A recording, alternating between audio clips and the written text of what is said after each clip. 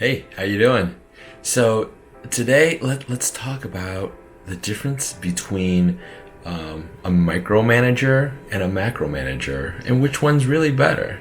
So here we go. So let's define that, right? So micromanagers are the ones that it's almost like a bad word, like, oh, no one wants to say they're a micromanager because they're constantly monitoring and looking over their team's shoulders on, like, hey, what's going on, the constantly like monitoring them, right?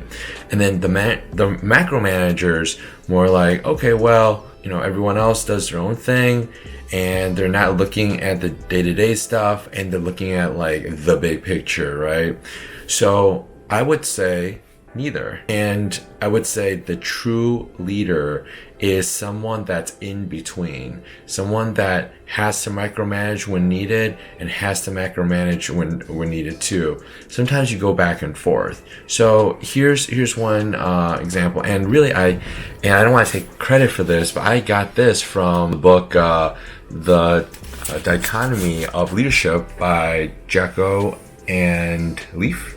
Sorry if I butcher your name. And what they talk about is when you're leading and you ignore things and you don't look at and you don't say anything, and you assume like, oh, my middle managers or my team, they'll figure it out, which unfortunately it doesn't. And also on the other hand, if you're constantly micromanaging, telling them what to do, they become essentially like drones, like robots.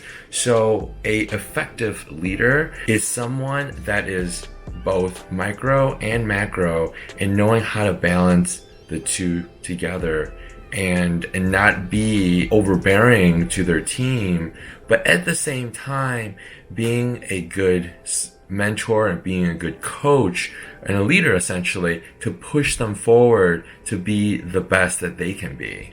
So hope that makes sense, and I'll see you next time. Bye.